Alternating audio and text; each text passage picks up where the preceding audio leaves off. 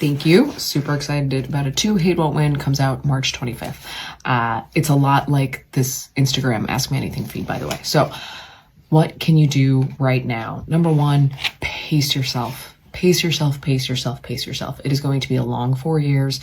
One of the best things I ever did for myself was take my phone away from the side of my bed. Truly, get it out of the room. I try to log off of everything on my phone around 7 p.m. and I notice that I sleep well when I do that. I don't when I don't. Get a real alarm clock, turn it off. Turn off notifications on your phone to your news apps, your social media feeds.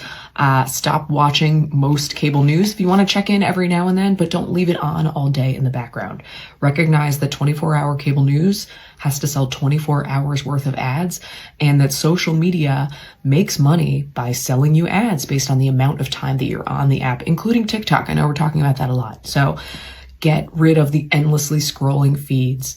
If you can subscribe to newspapers, subscribe to a few newspapers and give yourself the freedom to wait until they arrive to consume the news. I have a couple of videos on building an intentional news diet that I shared before. I'm going to figure out how to reshare them, probably put them in my stories.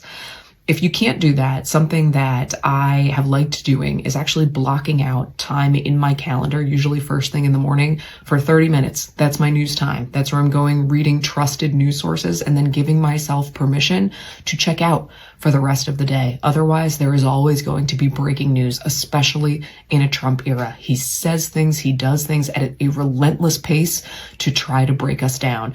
And then last but not least, 80% of Americans have no idea who their state legislator is.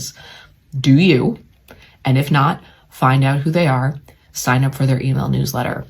There's going to be a lot of chaos in Washington over the next 4 years, but most of the policy that impacts your daily life doesn't happen in Washington. It doesn't have anything to do with the president. It happens right in your state legislature. So get to know your state legislator, sign up for their email list, go to their events, and figure out what's actually happening at home, because that's where you can make the biggest difference too.